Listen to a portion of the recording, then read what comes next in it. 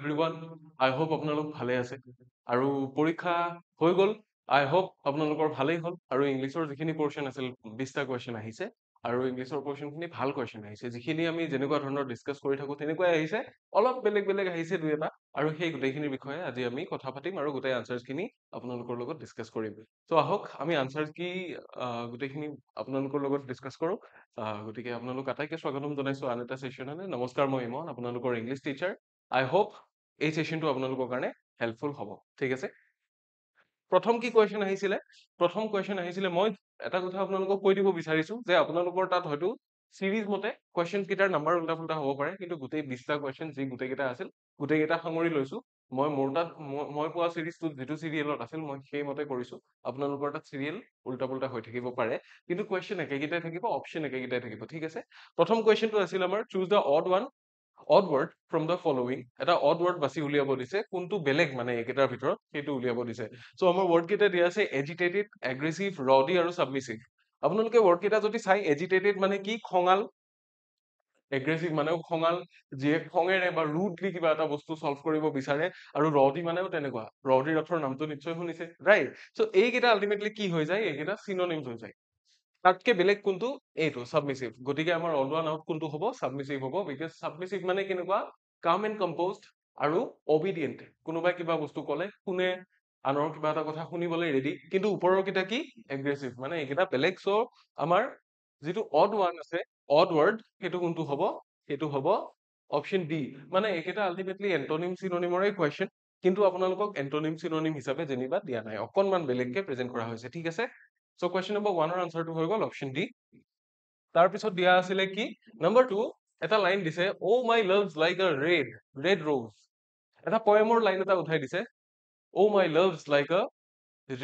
Red rose is an example of এইকেইটা হ'ল এইকেইটা পয়েটিক ডিভাইচ বুলি কয় চিমিল মেটাফৰ তাৰপিছত আছে আপোনাৰ মেটনিমি আছে আৰু পাৰ্চনিফিকেশ্যন ঠিক আছে মেটাফৰটো কি হয় মেটাফৰ এটা বেলেগ বস্তু কওঁতে যেতিয়া এটা বেলেগ বস্তু বুজাই সেইটো মেটাফৰ বুলি কয় হা মেটনিমি এটা বেলেগ ডিভাইচ আকৌ পাৰ্চনিফিকেশ্যন কি পাৰ্চনিফিকেশ্যন যেতিয়া পাৰ্চন হিচাপে বুজায় কিবা এটা বস্তু কিবা এটা এডজেক্টিভ বা কিবা যিকোনো বস্তু এটাক এজন মানুহৰ ওপৰত ৰিপ্ৰেজেন্ট কৰা হয় সেইটো কি বুলি কয় পাৰ্চনিফিকেশ্যন আৰু চিমিলটো কি যেতিয়া কিবা এটা বস্তুক কিবা এটা বস্তুৰ লগত কম্পেয়াৰ কৰে সেইটো চিমিল বুলি কয় ইয়াতে কি কৰিছে ইয়াতে কম্পেয়াৰ কৰা হৈছে অ my love's like red rose তাৰ মানে নিজৰ প্ৰেম বা নিজৰ ভালপোৱা মানুহগৰাকীক কিহৰ লগত তুলনা কৰিছে এটা ৰঙা গোলাপৰ লগত তুলনা কৰিছে যেতিয়া তুলনা কৰিব ডেট উইল বি কি চিমিল বহুতে হয়তো মেটাফৰ লিখিছে কিন্তু মেটাফৰ নহয় চিমিল কিয় হয় কাৰণ ইয়াতে যেতিয়া এইবিলাক ৱৰ্ড থাকিব হা লাইক তাৰপিছত এজ এই ৱৰ্ড বিলাকে কি কৰে কম্পেয়াৰ কৰে এইবোৰে কি কৰিছে এটা বস্তুক আন এটা বস্তুৰ লগত কম্পেয়াৰ কৰিছে আৰু কম্পেয়াৰ কৰিলে ইট ইজ চিমিল ঠিক আছে গতিকে কোনটো হ'ব option A will be the right answer for this question. Moving ahead to the next question, কি দিয়া আছে number 3 what is the meaning of cost and arm and a leg এইটো মই পঢ়াই থকা ইডিয়ম phrases and idioms মোৰ class কেইটা যদি চাইছে এইটো আছে এইটো মই পঢ়োৱাৰ পৰা আহিছে গতিকে কি cost and leg arm মানে কি বাহু leg মানে হৈছে ভৰি মানে এখন হাত আৰু এখন ভৰি হেৰুৱাবলগীয়া হোৱা মানে কি বহুত বেছি মেহেংগা পৰি গ'ল বহুত বেছি মূল্য দিবলগীয়া হ'ল অপশ্যন কেইটা কি আছিল very expensive war ডেমেজেছ total destruction আৰু মেডিকেল চাৰ্জাৰী আমাৰ যিটো প্ৰথম আনসাৰ আছে যিটো প্ৰথম অপশ্যন আছে সেইটোৱে কাৰেক্ট আনসাৰ মানে কি কষ্ট এণ্ড আৰ্ম এণ্ড লেগ মানে কি এখন হাত আৰু ভৰিৰ মূল্য কিমান বহুত বেছি তাৰ মানে এইটোৱে বুজাইছে যে ভেৰি এক্সপেন্সিভ বহুত বেছি এক্সপেন্সিভ ঠিক আছে আৰু war ডেমেজেছ total destruction medical surgery এইবিলাক নহয় আৰ্ম এণ্ড লেগ মানে কিহৰ কথা কৈছে বহুত বেছি মূল্য ভৰিব লগা হোৱা সেইটো কৈছে so' option A is the right answer হ'ল ইয়াতে পিছৰ কুৱেশ্যনটো ফালে যাম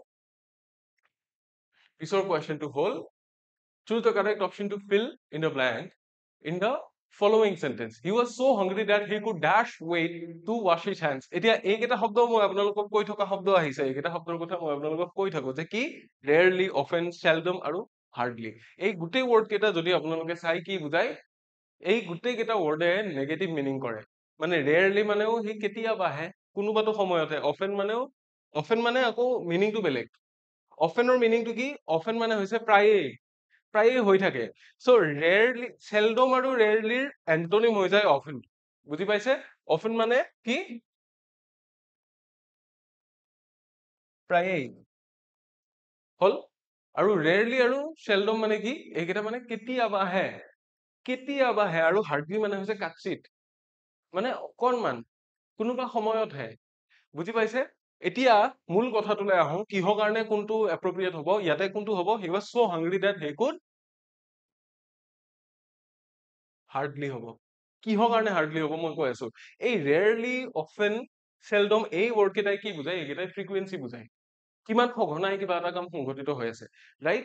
ইয়াতে কি, ইয়াতে অলমষ্ট নেগেটিভ বস্তু এটা বুজাইছে, ইয়াতে ফ্ৰিকুৱেঞ্চি বুজোৱা নাই, যে সি ৰখিব প্ৰায় নোৱাৰিলে, তাৰমানে সেইটোৱে বুজাইছে। He was so hungry that he could hardly wait to wash his hands। মানে সি হাত দুখন ধুবলেও তাৰ অপেক্ষা কৰিবলৈ সময় নোহোৱাৰ নিচিনা। কিয়? কাৰণ তাৰ বহুত বেছি ভোক লাগি আছিলে, ৰাইট? গতিকে কি হৈ যাব আমাৰ অপচনটো, হাৰ্ডলি, অৰ্থাৎ option D will be the right answer. কিহৰ কাৰণে হ'ব? বাকী কেইটাৰ মিনিং মই আপোনালোকক বুজাই দিছো। অফেন মানে প্ৰায়ে, আৰু ৰেয়াৰলি আৰু চেলডম মানে প্ৰায় নহয়েই, মানে যিটো বস্তু কেতিয়াবাহে হয়, মানে কোনোবাটো পইণ্ট অফ টাইমত। কিন্তু এই গোটেই কেইটাৰ কি, এই গোটেই কেইটা ফ্ৰিকুৱেঞ্চিৰ ওপৰত বেছড, কিন্তু হাৰ্ডলিটো ফ্ৰিকুৱেঞ্চিৰ ওপৰত বেছড নহয়, ই টাইম ফ্ৰিকুৱেঞ্চি নুবুজায়, বুজি পাইছে? গতিকে সেইকাৰণে কি হ'ব, আমাৰ এপ্ৰপ্ৰিয়েট আনসাৰটো হৈ যাব হাৰ্ডলি বা অপচন ডি। ঠিক আছে, নেক্সট কুৱেশ্যনৰ ফালে যাম। Choose the correct option to fill in the blank in the following sentence. Can you tell me dash the truth? এইটো মই পঢ়োৱাৰ পৰা আহিছে, এইটো previous year questionৰ যি বস্তু ডিসকাস কৰিছিলো তেনেকুৱাৰ মাজতো আছিলে। Can you tell me why did you not speak? That why did you not speak আছে, আৰু কি আছে, why did you speak আছে, why did not you speak আছে, আৰু কি আছে, why you did not speak। এতিয়া can you tell me, আমাৰ প্ৰশ্নটো কি হৈ আছে, can you tell me খিনিয়ে প্ৰশ্ন সুধিয়ে আছে, ৰাইট? গতিকে কি হ'ব, ইয়াতে এটা কনজাংচন হিচাপে আমাক that নালাগে, গতিকে যিটো অপচনত that আছে কাটি দিয়ক। কিয়? কনজাংচনৰ কামটো কিহে কৰি আছে, এই WH ৱৰ্ডটোৱে কৰি আছে। এতিয়া আমি এইখিনি পাৰ্ট কিহত লিখিম, আমি এইখিনি পাৰ্ট এছাৰ্টিভত লিখিব লাগিব। গতিকে why did you not, এইটো কিহত নাই, এছাৰ্টিভ ফৰ্মেশ্যনত নাই, এইটো ইন্টাৰোগেটিভৰ নিচিনা ফৰ্ম হৈ আছে। আৰু কি কি বাকী থাকিলে, চি আৰু ডেভিডত why did not you speak আছে, আৰু why you did not speak আছে। কোনটো হ'ব, structure wise option D যিটো দিয়া আছে এইটো শুদ্ধ হ'ব, কাৰণ এইটোতহে এছাৰ্টিভ ফৰ্মত প্ৰপাৰলি কোৱা হৈছে, can you tell me why you did not speak the truth? তুমি ক'ব পাৰিবানে যে তুমি সঁচাটো কিয় নকলা, তাৰে কাৰণটো মোক ক'ব পাৰিবা, তেনেকে সোধা হৈছে, ৰাইট? গতিকে কোনটো শুদ্ধ, অপচন ডি টো শুদ্ধ, চিন্তা কৰিব নালাগে, গোটেইকেইটা মই শুদ্ধ উত্তৰ দিম আপোনালোকক ইয়াৰে পিছত, আৰু আপোনালোকৰ একো প্ৰব্লেম নহয়। তাৰপিছত কি আছে, number 6, choose the correct option to fill in the blank in the following sentence. The train dash before we reach the station। একদম কমন বস্তু আহিছে, একদম কমন আৰু ইজি বস্তু আহিছে। বিফোৰ কি, দুটা বস্তু দিছে, ট্ৰেইনখনে এৰাটো এটা কাম, আৰু আমি গৈ পোৱাটো এটা কাম। এতিয়া অতীতত দুটা কাম হৈ গ'ল, ৰাইট? কোনটো আগত হৈছে, ট্ৰেইন আগত, ট্ৰেইন যোৱাটো আগত হৈছে, ট্ৰেইনখনে এৰাটো। গতিকে যিহেতু দুটা বস্তু অতীতত হৈছে, এইটো কি আছে, পাষ্ট ইনডেফিনিট টেন্সত আছে, we reached the station। আনটো কিহত হ'ব, আনটো যিটো বেছি আগত হৈছিল, অবভিয়াছলি পাষ্ট পাৰফেক্ট টেন্সত হ'ব, ৰাইট? গতিকে পাষ্ট পাৰফেক্ট টেন্সৰ গঠন অনুসৰি কি হ'ব, the train had left হ'ব, ৰাইট? কিয় has, কিয় নহয়, কাৰণ এইটো দিলে প্ৰেজেন্ট পাৰফেক্ট হৈ যাব, লেফ্ট দিলে পাষ্ট ইনডেফিনিট হৈ যাব, was going to leave দিলে কি হৈ যাব, পাষ্ট কন্টিনিউয়াস হৈ যাব। গতিকে আমাক কি লাগে, পাষ্ট পাৰফেক্ট লাগে। গতিকে option A will be the right answer for sure, 200% sure. ঠিক আছে, বুজি পালে, the train had left before we reach the station, সেইটো হ'ব আনসাৰ। তাৰে পিছৰটোলৈ আহিছো, কি দিয়া আছে, number 7, choose the correct article to fill in a blank in the following sentence. He is dash MA in English। এতিয়া আৰ্টিকেল যেতিয়া মই পঢ়ুৱাইছিলো, ডিটাৰমিনাৰ্ছ পঢ়ুৱাওঁতে মই এইখিনিও পঢ়ুৱাইছো যে MA টো কি, এটা এব্ৰিভিয়েশ্যন হয়, আৰু এব্ৰিভিয়েশ্যনৰ ক্ষেত্ৰত তাৰ প্ৰথম যিটো প্ৰনাউন্সিয়েশ্যন, MA কওঁতে, কওঁতে কি কৈছো আমি, এম বুলি কৈছো, তাৰমানে মলে পিছত আহিছো, প্ৰথম এৰে ষ্টাৰ্ট হৈছে। চ' যিবোৰ এব্ৰিভিয়েশ্যনৰ ক্ষেত্ৰত প্ৰথম চিলেবলটো আপুনি কিহেৰে ষ্টাৰ্ট কৰে, এটা ভাৱেলেৰে প্ৰনাউন্স কৰিবলগীয়া হয়। এম বুলি কওঁতে আপুনি এ নোবোলাকে এমত আহিব নোৱাৰে, হ'ব নহ'লে, ৰাইট? বুলিতো ক'ব নোৱাৰে, এম বুলি ক'ব লাগিব, কিয়, আপুনি এ দি আহিছে। যেতিয়া তেনেকে ভাৱেলৰ সহায়ত উচ্চাৰণ কৰিবলগীয়া হয়, সেই এব্ৰিভিয়েশ্যন কেইটা লিখোতে তাৰে আগত এন লিখো আমি, বুজি পাইছে? আৰু যেতিয়া আমি বোলে DSP লিখিলো, CD লিখিলো, CID অফিচাৰ লিখিলো, তেতিয়া কি হ'ব, তেতিয়া এ হ'ব। আৰু যেতিয়া MA, MLA, MP এইবিলাক লিখিম, তেতিয়া কি হ'ব, তেতিয়া হৈ যাব এন। মনত ৰাখিব, এইটো কিহৰ কাৰণে হৈছে মই কাৰণটোও কৈ দিছো, আৰু বাকী কেইটা ইয়াতে নহয়। ঠিক আছে, he is an MA in English, বুজি পাইছে? তাৰপিছৰ কুৱেশ্যনটোৰ ফালে আহিছো, number 8, choose the correct question tag to complete the following sentence. Yes, tag question মই পঢ়ুৱাওঁতে একে নিচিনা বস্তু দিছিলো, she is going there, right? she is going, তাৰমানে কি, প্ৰেজেন্ট ইনডেফিনিট টেন্সত কিবা এটা ষ্টেটমেন্ট দিয়া আছে, প্ৰেজেন্ট ইনডেফিনিট টেন্সৰে হ'ব লাগিব। গতিকে কি হ'ব, doesn't she হ'ব জানো, নহয়, ইজ শি হ'ব জানো নহয় এতিয়া ইজেন্ট শি আৰু ইজেন্ট ইট কোনটো হ'ব সাবজেক্টটো কোনটো সাবজেক্ট আছিলে শি গতিকে ইজেন্ট শি হ'ব ৰাইট ইজেন্ট শি হৈ যাব আৰু লগতে আৰু এটা কথা যে শি ইজ গোয়িং দেয়াৰ বাক্যটো ষ্টেটমেন্টটো কিহত আছে ষ্টেটমেন্টটো এফাৰ্মেটিভ ষ্টেটমেন্ট গতিকে কুৱেশ্যনটো কি হ'ব ইজ শি আমি লিখিব নোৱাৰো সেইকাৰণে কুৱেশ্যনটো ইজেন্ট শি হ'ব যেতিয়া ষ্টেটমেন্টটো এফাৰ্মেটিভ হৈ থাকে কুৱেশ্যন টেগটো নেগেটিভ হৈ যায় আৰু যদি ষ্টেটমেন্টটো নেগেটিভ থাকে তেতিয়া কুৱেশ্যন টেগটো এফাৰ্মেটিভ হয় বুজি পাইছেনে মানে শি ইজেন্ট গোয়িং দেয়াৰ যদি থাকিলহেঁতেন তেতিয়া আমি ইজ শি বুলি সুধিব লাগিলহেঁতেন এতিয়া যেহেতু শি ইজ গোয়িং দেয়াৰ বুলি আছে আমি কি বুলি সুধিম এজেন্ট শি ৰাইট চ' এজেন্ট শি অৰ্থাৎ অপশ্যন এটো হৈছে কাৰেক্ট আনসাৰ বেছি অকোৱা পকোৱা কুৱেশ্যন দিয়া হোৱাই নাই গতিকে চিন্তা কৰিব নালাগে ইয়াৰে পিছৰ কুৱেশ্যনটো ফালে যাওঁ নাম্বাৰ 9 কি দিয়া আছে ফাইণ্ড দ্য ইনকাৰেক্টলি স্পেল্ড ৱৰ্ড আমাক স্পেলিং টেষ্ট দিছে স্পেলিং টেষ্ট আমিও কৰিছিলো ক্লাছ ৰাইট স্পেলিং টেষ্ট কি দিছে কণ্ডাক্টৰ কণ্ডাক্টেন্স কনডিউচিভ আৰু কনফিউজিং এতিয়া যদি চাই কণ্ডাক্টৰ ৱৰ্ডটো কাৰেক্ট হয়নে কাৰেক্ট হয় কাৰেক্ট হয় কণ্ডাক্টেন্স এইটো ৱৰ্ড স্পেলিংটো এইটো কাৰেক্ট কনফিউজিং ৱৰ্ডটো কাৰেক্ট হয় কাৰেক্ট কোনটো নহয় কনডিউচিভটো কাৰেক্ট নহয় কিয় কাৰণ ইয়াতে এছ বহি আছে একচুৱেল ৱৰ্ডটো কি হ'ব লাগিছিলে এইটো হ'ব লাগিছিলে কনডিউচিভ CIVE হ'ব লাগিছিলে ঠিক আছে সো কারেক্ট আমি যদি স্পেলিং টেস্ট কৰো তেতিয়াহ'লে ইনকাৰেক্ট কোনটো ইনকাৰেক্ট হ'ল যেটো অপশন সি যেটো দিয়া আছে এটো হ'ব incorrect word so option C will be your correct answer incorrectly spelled word ঠিক আছে ইয়াৰে পিছৰ কোৱেশ্চনটো ফালে যাম নাম্বাৰ 10 কি দিয়া আছিলে choose the correct option to fill in the blank in the following sentence when I met Rajat in Mumbai he dashed teaching English for 4 years right teaching English for 4 years তাৰ মানে কি এটা কাম 4 বছৰ ধৰি কৰি আছিল কেতিয়া পাষ্টত কাৰণ when I met তাৰ মানে কি পাষ্টত লিখিছে in Mumbai যেতিয়া মই ৰজতক লগ পাইছিলো মুম্বাইত তেতিয়া হি 4 বছৰ ধৰি ইংলিশ পঢ়ুৱাই আছিল অতীতত কিবা এটা কাম এক নিৰ্দিষ্ট সময় ধৰি হৈ থকা বুজালে কি হয় past perfect continuous tense হয় গতিকে past perfect continuous tense হ'ব লাগিলে কি হ'ব লাগিব had been হ'ব লাগিব right গতিকে হি কি হ'ব বিভাৰ্বটো have been আছে had been আছে have been আছে has been আছে is been হলে কি হ'ব is been হলে নহব has been হলে present perfect continuous হৈ যাব have been হলেও present perfect continuous হ'ব কিন্তু have been third person singular number ৰ ক্ষেত্ৰত নাখাতে গতিকে correct option কোনটো বাকি থাকিল had been right কি হ'ব when I met Rajat in Mumbai he had been teaching English for 4 years মই যেতিয়া তাক লগ পাইছিলো হি তেতিয়া 4 বছৰ ধৰি তাত ইংলিশ পঢ়ুৱাই আছিল মানে অতীতত আৰম্ভ হোৱা বস্তুটো অতীততে নিৰ্দিষ্ট সময় ধৰি চলি আছিল কিন্তু এতিয়া চলি আছে নে নাই মই শিওৰ নহয় কিন্তু অতীতৰ কথা অনলি কোৱা হৈছে তেতিয়া আমি কোনটো চুজ কৰিম অপচন ডি টো চুজ কৰিম ঠিক আছে তাৰে পিছৰ কোৱেশ্চনটো ফালে যাওঁ কি দিয়া আছে এটা প্ৰেপজিশন বহুৱাব লাগে fill in the blanks of the following sentence with correct option Assam has tremendous potential dash investors in service sector এতিয়া চাও কি কায়দা কৰিছে দেখিছেনে টেকনিকটো কি কৰিছে দেখিছে যে Assam has tremendous potential dash অমুক বুলি যদি কয় হা যদি সার্ভিস সেক্টর কয় আমি পুনে পুনে কি কৰিলো হেতেন ইন বহুৱাই দিলো হেতেন কিন্তু ইয়াতে ইনভেষ্টৰছৰ কথা কৈছে ইনভেষ্টৰছ মানে কি বিনিয়োগকাৰী যিসকলে বিনিয়োগ কৰিব বিচাৰে নিজৰ ধন যিসকলে ইনভেষ্ট কৰিব বিচাৰে তেওঁলোকৰ কথাহে ইয়াতে কোৱা হৈছে যদি তেনেকুৱা মানুহৰ কথা কোৱা হয় কি হ'ব হয় বুজি পালো অসমৰ ট্ৰিমেন্ডাস পটেনশিয়াল আছে কিন্তু এই সেক্টৰটোৰ কথা কোৱা নাই সাৰ্ভিস সেক্টৰৰ কথা যদি ক'লে হেতেন Assam has tremendous potential in service sector in would have been the correct option কিন্তু ইয়াতে কি কৈছে ইনভেষ্টৰছৰ কথা কৈছে তেতিয়া ইনভেষ্টৰছৰ কি হ'ব ইনভেষ্টৰছৰ বাবে আছে পটেনশিয়াল সো ইনভেষ্টৰছৰ কাৰণে হলে কি হ'ব Assam has tremendous potential for investors in service sector service সেক্টৰৰ ক্ষেত্ৰত ইনে বহিছে কিন্তু ইনভেষ্টৰছৰ কথা কোৱা লগালগ কি হল for হৈ গল option B will be the right answer for this question I hope এটো আপোনালোকে বুজি পাইছে কিহৰ কাৰণে B হৈছে তাৰে পিছৰ কোৱেশ্চনটো ফালে যদি যাও কি দিয়া আছে choose the correct passive form of the following sentence she is writing a letter একদম মই পঢ়ুৱাই থকা বস্তু আহিছে একদম পঢ়ুৱাই থকা বস্তু এইবিলাক নহয় জানো letter টো কি object she টো কি subject so she টো ইফালে লৈ আহক কি হৈ যাব her হৈ যাব her ৰ আগত এটা by লাগিব right আৰু letter এটো হৈ যাব কি subject a letter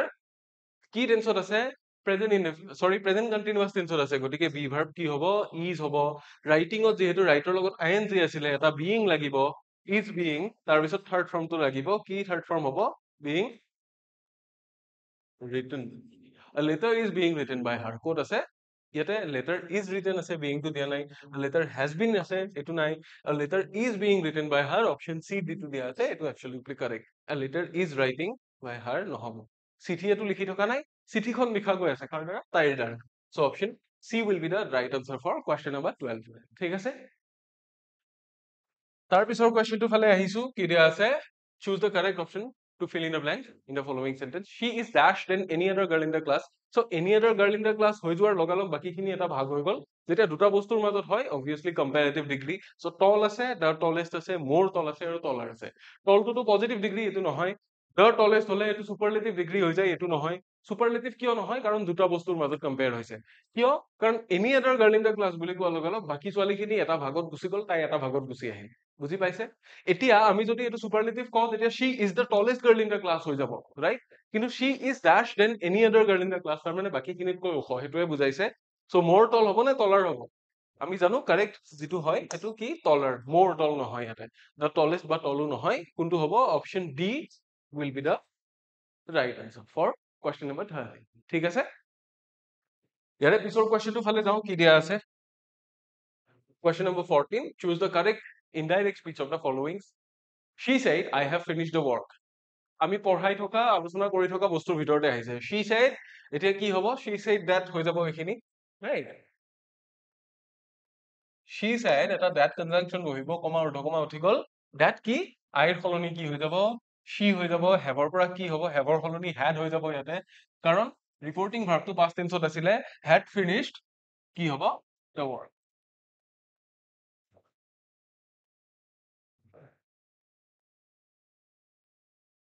কি হ'ব? She said that she had finished the work, right? ইয়াতে কি আছিলে? ইয়াতে has finished আছে, she would finish আছে, নহ'ব। she finished আছে, নহ'ব। she said that she had finished the work. Option D will be your correct answer. কিহৰ কাৰণে হ'ব? টেন্সটো সলনি হৈ যায় যে, সেইকাৰণে। ঠিক আছে,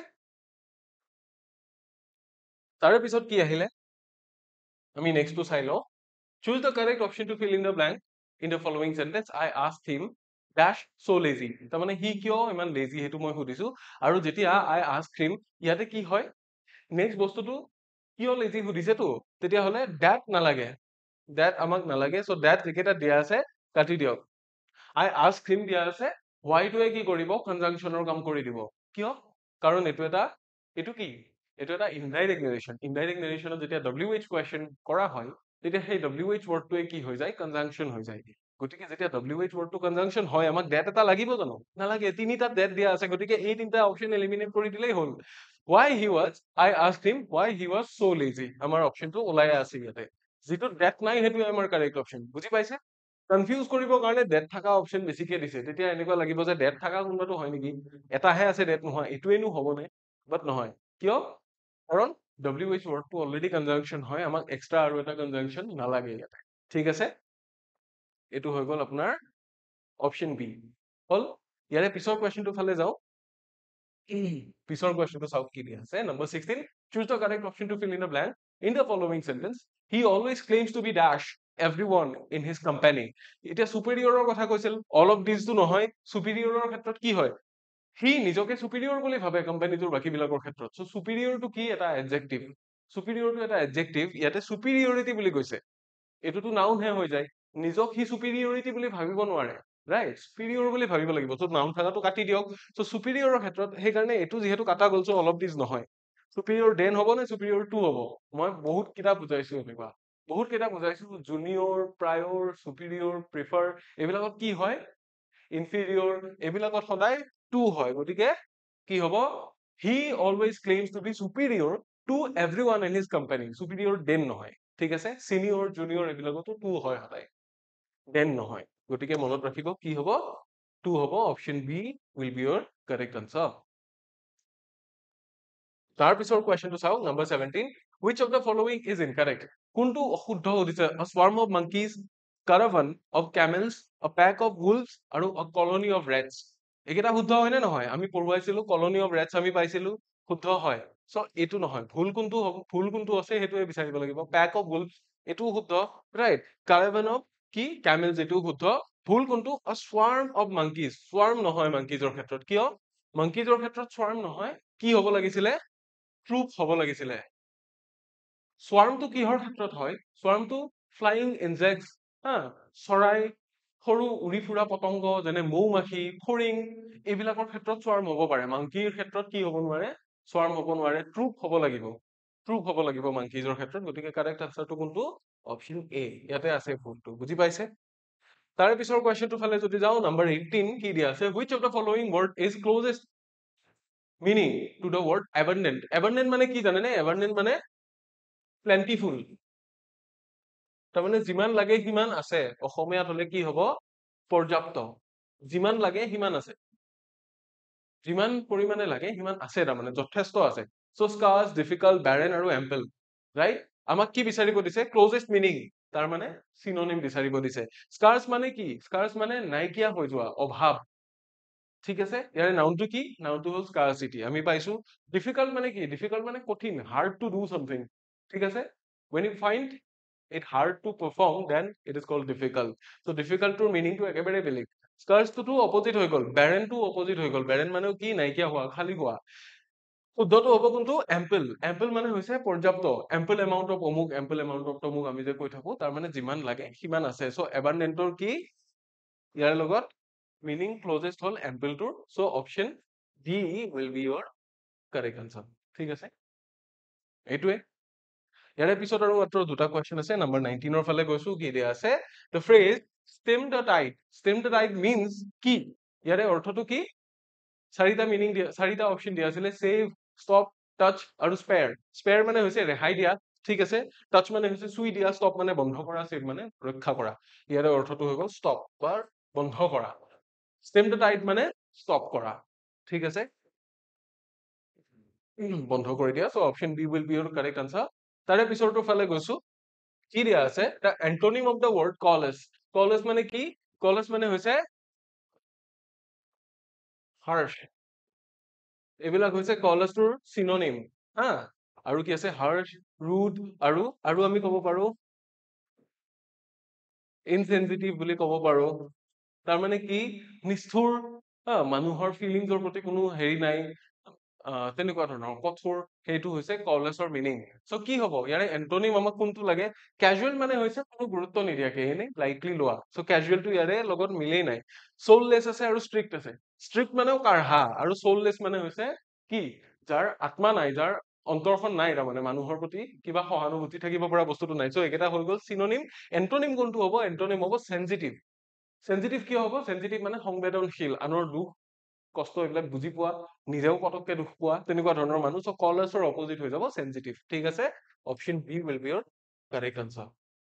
এইকেইটা আপোনালোকে যদি কিবা ডাউট আছে গুগল কৰি চাব পাৰে, কিন্তু মই কৈছো গুগল কৰাৰ কোনো প্ৰয়োজনেই নাই, কাৰণ গোটেইখিনি বস্তু মই ভালকে ষ্টাডি কৰি পেলাই দিছো। গতিকে এইকেইটাই আপোনালোকৰ আনসাৰ। ক'বলগীয়া ইমানেই। আই হোপ এইকেইটা আপোনালোকৰ কামত আহিল। আৰু যদি আনসাৰ কি যদি PDF টো লাগে, তেতিয়াহ'লে আমাৰ টেলিগ্ৰাম চেনেলত জইন কৰিব পাৰে। টেলিগ্ৰাম চেনেল আমাৰ দুটা আছে। যিটো অফিচিয়েল টেলিগ্ৰাম চেনেল ই কুহিপাঠৰ, সেইটো গ্ৰীণ কালাৰ QR কোড যিটো আপোনালোকৰ স্ক্ৰীনৰ বাওঁফালে আছে, সেইটো চেনেল জইন কৰিলে আপোনালোকে আমাৰ কোৰ্চেছ, আমাৰ ক্লাছেছ, তাৰে বিষয়ে গোটেইখিনি ডিটেইলছ গম পাব। আৰু যিটো QR কোড আপোনালোকৰ স্ক্ৰীনৰ সোঁফালে আছে, পিংক কালাৰ আৰু পাৰ্পল কালাৰৰ শ্বেড থকা, ইমন ছাৰ টিচেছ বুলি লিখা আছে, that is my personal Telegram channel. আৰু তাতে মই ইউটিউবৰ ফ্ৰী ক্লাছসমূহৰ PDF বিলাক ক্লাছ হৈ যোৱাৰ পিছে পিছে বা আপলোড হৈ যোৱাৰ পিছে পিছে তাতে দি দিওঁ। গতিকে আপোনালোকে সেইখিনি তাতে পাই যাব। টেনশ্যন ল'ব নালাগে। দুইটা QR স্কেন কৰি পেলাই আপোনালোকে দুইটা চেনেলত আজিয়েই জইন কৰিব বুলি আশা ৰাখিছো। আজিৰ সেশনটো দীঘলীয়া নকৰো, যিহেতু আনসাৰ কিহে আছিলে। আজিলৈ ইমানখিনিয়ে। আশা কৰো ইয়াৰে পিছত আপোনালোকে বেলেগ বেলেগ কোৰ্চৰ বেলেগ বেলেগ ক্লাছত পুনৰ লগ পাই থাকিম। আপোনালোক আটাইয়ে ভালে থাকক, নিজৰ যত্ন লৈ থাকক। পুনৰ লগ পাম। Until next time, take care.